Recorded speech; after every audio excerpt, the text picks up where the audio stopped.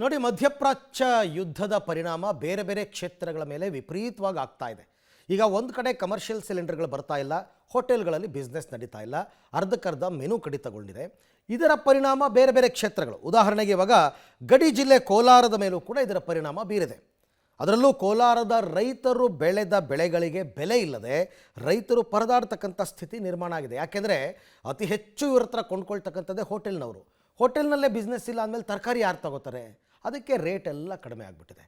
ಹೇಗಿದೆ ರೈತರ ಗೋಳು ಅಂತ ನೀವೇ ನೋಡಿ. ಮಧ್ಯಪ್ರಾಚ್ಯದಲ್ಲಿ ಯುದ್ಧದ ಬಿಕ್ಕಟ್ಟು, ಗಡಿ ಜಿಲ್ಲೆ ಕೋಲಾರಕ್ಕೂ ಯುದ್ಧದ ಎಫೆಕ್ಟ್. ಬೆಳೆಗಳಿಗೆ ಬೆಲೆ ಇಲ್ಲದೆ ರೈತರು ಕಂಗಾಲು. ಯುದ್ಧದ ಎಫೆಕ್ಟ್ ನಿಂದ ಕೋಲಾರದಲ್ಲಿ ವಾಣಿಜ್ಯ ಬಳಕೆಯ ಸಿಲಿಂಡರ್ಗಳು ಸಿಗದೆ ಹೋಟೆಲ್ ಉದ್ಯಮ ತತ್ತರಿಸಿ ಹೋಗಿದೆ.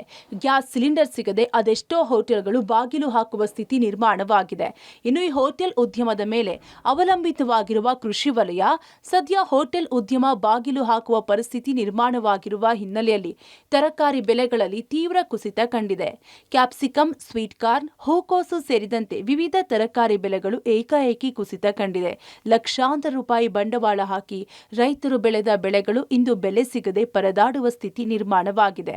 ಹಾಗಾಗಿ ಕೂಡಲೇ ಸರ್ಕಾರ ಈ ಬಗ್ಗೆ ಕ್ರಮ ವಹಿಸಿ ರೈತರನ್ನ ರಕ್ಷಣೆ ಮಾಡಬೇಕು ಎಂದು ಆಗ್ರಹಿಸಿದ್ದಾರೆ. ಏನ್ ಬಿತ್ತನೆ ತಗೊಂಡ್ ಬಂದಿದ್ದೀರಾ ರೈತರು ಎಲ್ಲ ಹುಳುಗಳು ತಿಂದಾಕೈತೆ. ಬಿತ್ತನೆ ರೇಟ್ ಕೂಡ ಬರಲ್ಲ. ಲಾಸ್ ಆಯ್ತು ನಮ್ಗೆ. ಅದ್ರಲ್ಲ ಚೆನ್ನಾಗಿರೋದು ಹಾಕೊಂಡು ಎತ್ಕೊಂಡು ಹೋಗ್ತಾ ಇದ್ರೆ ಬೆಳೆ ರೇಟ್ ಇಲ್ಲ. ಇವಾಗ ಕೂಲಿನ 500 ರೂಪಾಯಿ ಒಬ್ರು ಲೇಡೀಸ್ಗೆ, ಅವ್ರಿಗೆ ಆಟೋವ್ರಿಗೆ 1700 ರೂಪಾಯಿ ಕೊಡ್ಬೇಕು. ಬರೋದು ಅದೇ ಖರ್ಚು ಬರುತ್ತೆ. 3 ಲಕ್ಷ ಹಾಕಿದ್ರೆ ನಮ್ಮ ಕೈಯಿಂದ ಬೆಳೆಗೆ, ಆ ಬೆಳೆ ಕಾಸು ಬರ್ತದೋ ಇಲ್ಲ ಡೌಟು ನಮಗೆ. ಬೀಜದ ಪ್ರಾಬ್ಲಮ್ ಅನ್ನೋದು ಗೊತ್ತಿಲ್ಲ, ಏನದು ಗೊತ್ತಾಗ್ತಿಲ್ಲ ಸರ್. ಅದು ಎಲ್ಲಿ ಬೆಂಗಳೂರಿಗೆ ಹೋಗ್ತದೆ, ಮೇಟ್ಪಾಳಕ್ಕೆ ಹೋಗ್ತಾ ಇದ್ರೆ ನಾವೇ ಸ್ವಂತ ಹಾಕೊಂಡು ಹೋಗ್ತಾ ಇದ್ರೆ ಏನ್ ರೇಟ್ ಇದೆ ಅದು ಬರಲಿ ಅಂದ್ಬಿಟ್ಟು ಖರ್ಚೆಲ್ಲ ಹೋಗಿ ಎಷ್ಟು ಬರ್ತದೆ ಏನೋ ಗೊತ್ತಿಲ್ಲ ಸರ್. ಯುದ್ಧದಿಂದಾಗಿ ಕೃಷಿ ವಲಯ ಸೇರಿದಂತೆ ವಿವಿಧ ವಲಯಗಳ ಜನರ ಮೇಲೆ ಪರೋಕ್ಷವಾಗಿ ಪೆಟ್ಟು ಬಿದ್ದಿದೆ. ರೈತರು ಬೆಳೆದ ಬೆಳೆಗಳನ್ನ ಬಹುತೇಕ ಹೋಟೆಲ್ ಉದ್ಯಮದವರೇ ಖರೀದಿ ಮಾಡಬೇಕು. ಆದ್ರೆ ಹೋಟೆಲ್ ಉದ್ಯಮಕ್ಕೆ ಗ್ಯಾಸ್ ಸಿಲಿಂಡರ್ ಸಿಗ್ತಿಲ್ಲ ಎಂದು ಹೋಟೆಲ್ನವರು ತರಕಾರಿ ಖರೀದಿ ನಿಲ್ಲಿಸಿದ್ದಾರೆ. ಕಷ್ಟಪಟ್ಟು ಬೆಳೆ ಬೆಳೆದ ರೈತರು ಕಂಗಾಲಾಗಿದ್ದಾರೆ. ಸಾಲ ಸೋಲ ಮಾಡಿ ಬೆಳೆದ ಬೆಳೆಗಳು ಯುದ್ಧದ ಕಾರಣದಿಂದ ಮಾರುಕಟ್ಟೆಯಲ್ಲಿ ಬೆಲೆ ಸಿಗದೆ ಪರದಾಡುವಂತಹ ಸ್ಥಿತಿ ನಿರ್ಮಾಣವಾಗಿದೆ. ಇದು ರೈತರನ್ನ ಸಂಕಷ್ಟಕ್ಕೆ ಸಿಲುಕುವಂತೆ ಮಾಡಿದ್ದು, ಕೂಡಲೇ ಸರ್ಕಾರ ಇದಕ್ಕೊಂದು ಪರಿಹಾರ ಮಾಡಬೇಕು ಅನ್ನೋದು ರೈತರ ಮಾತು.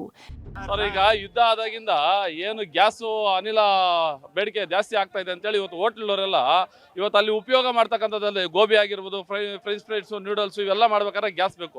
ಆ ಗ್ಯಾಸ್ ಸಿಗ್ತಾ ಇಲ್ಲ ಅಂತೇಳಿ ಇವತ್ತು ಯಾರು ಕೂಡ ಹೋಟೆಲ್ನವರು ಬಾಗಿಲು ಹಾಕೊಂಡಿದ್ದಾರೆ. ಹಾಗಾಗಿ ತರಕಾರಿಗಳು ಕೂಡ ಸೇಲ್ ಆಗ್ತಾ ಇಲ್ಲ ಸರ್. ಒಟ್ನಲ್ಲಿ ಯಾವ ದೇಶದಲ್ಲಿ ಯಾರಿಗೆ ತೊಂದರೆಯಾಗಲಿ, ಯಾವ ವಲಯಕ್ಕೆ ತೊಂದರೆ ಆದ್ರೂ ಕೂಡ ಅದರಿಂದ ತೀವ್ರ ನಷ್ಟಕ್ಕೆ ಒಳಗಾಗುವವರು ಮಾತ್ರ ರೈತರೇ. ಸದ್ಯ ಎಲ್ಲೋ ನಡೆಯುತ್ತಿರುವ ಯುದ್ಧದಿಂದ ಕೋಲಾರ ರೈತರು ಲಕ್ಷಾಂತರ ರೂಪಾಯಿ ಬಂಡವಾಳ ಹಾಕಿ ಬೆಳೆದ ಬೆಳೆಗೆ ಬೆಲೆ ಸಿಗದಂತಾಗಿದ್ದು ಮಾತ್ರ ದುರಂತವೇ ಸರಿ. Ravi, public TV, Kolar.